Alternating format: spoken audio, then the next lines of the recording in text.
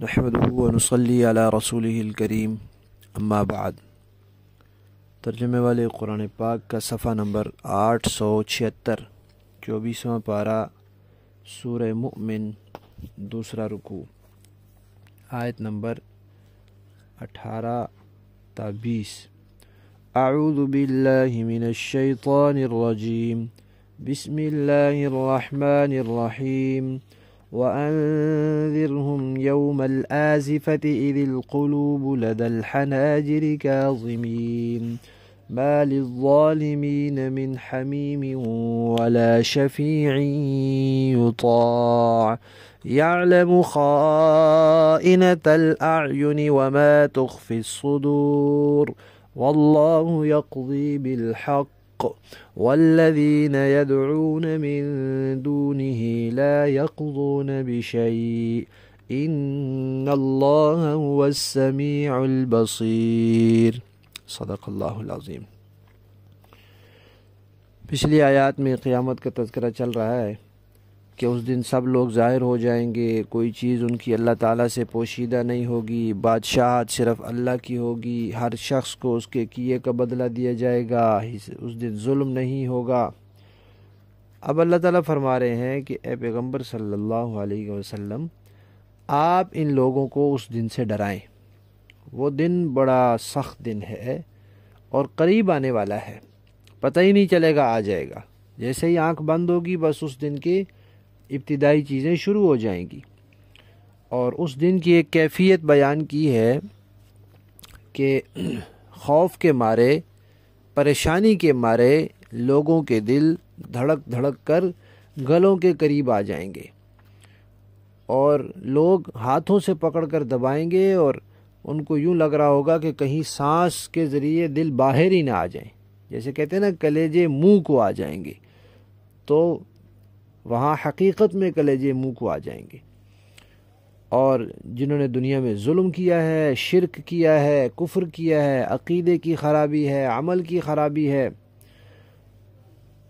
تو ان کے لیے اللہ کی اجازت کے بغیر کوئی سفارش نہیں ہوگی۔ کافر اور مشرک کے لیے تو سفارش ہے ہی نہیں، کائنات کی کوئی ہستی کافر اور مشرک کے لیے سفارش نہیں کر سکے گی۔ جو گناہگار مسلمان ہوں گے ان میں سے بھی جس کے لیے سفارش کی اللہ تعالیٰ اجازت دیں گے، اور جس کو اجازت دیں گے وہی سفارش کر سکے گا۔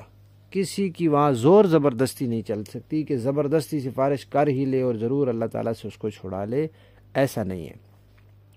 تو فرمایا جو ظالم ہیں ان کا نہ تو کوئی دوست ہوگا اور نہ کوئی سفارشی ہوگا کہ پھر اس کا کہنا مان کے ان کو چھوڑ دیا جائے۔ پھر فرمایا کہ اس دن جو اللہ تعالیٰ حساب لیں گے وہ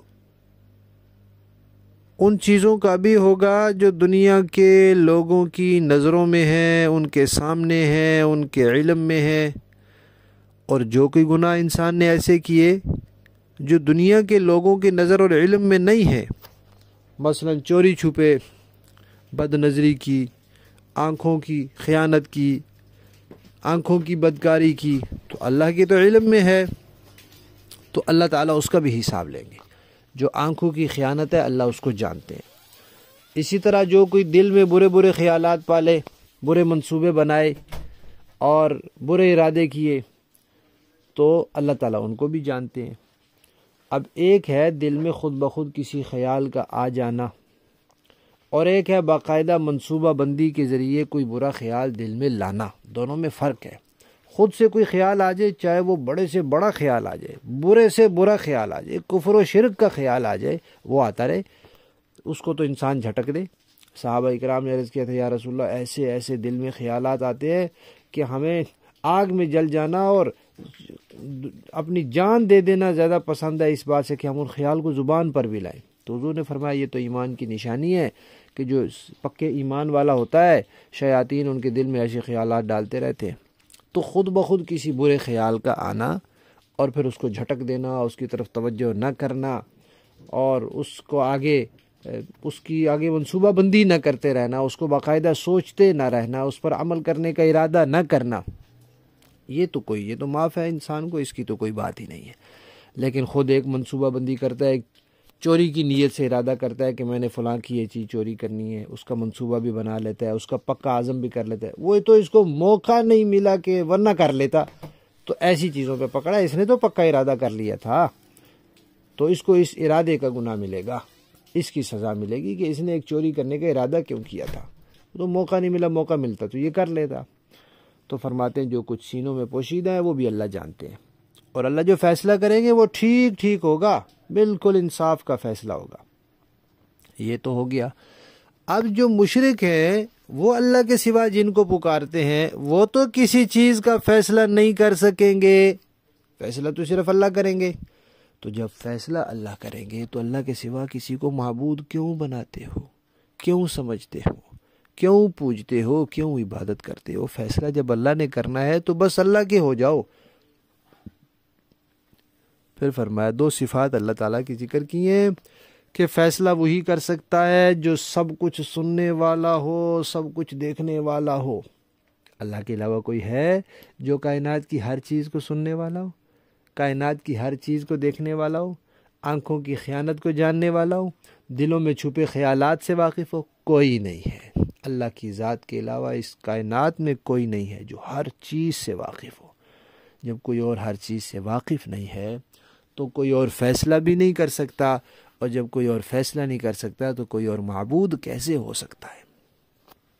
لفظی معنی دیکھیے، وَأَنذِرْ، اور آپ ڈرائیے، ہم ان لوگوں کو، یوما، اس دن سے، الآزفہ، جو قریب آنے والی مصیبت کا دن ہے، اذ، جب، القلوب، دل، لدا، نزدیک ہوں گے، الحناجر، گلوں کے، کاظمین، گھٹے گھٹے، غم سے بھرے ہوئے، ما، نہیں ہوگا، للظالمین، ظالموں کے لیے، من حمیم، کوئی دوست، ولا شفیع، نہ کوئی سفارشی، یطاع، کہ پھر جس کی بات مانی جائے اور ان کو چھوڑ دیا جائے۔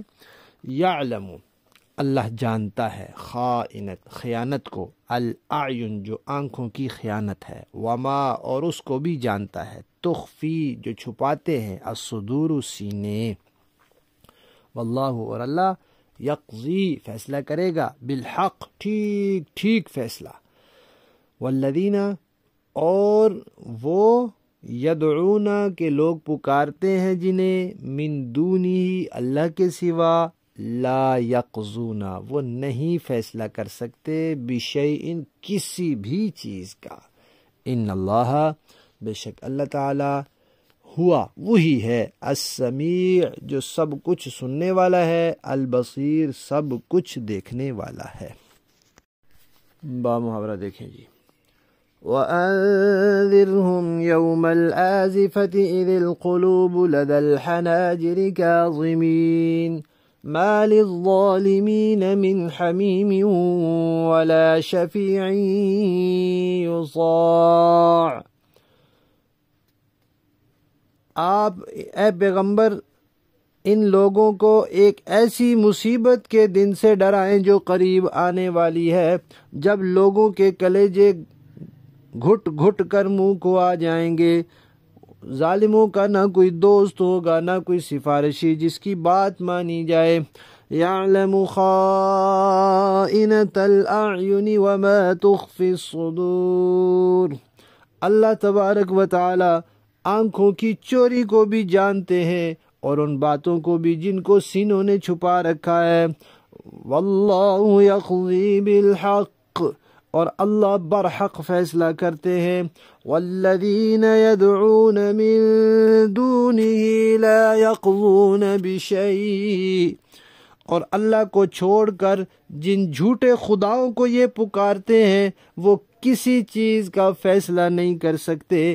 ان اللہ هو السمیع البصیر، یقیناً اللہ ہی ہے جو ہر بات سنتا اور سب کچھ دیکھتا ہے۔ صدق اللہ العظیم۔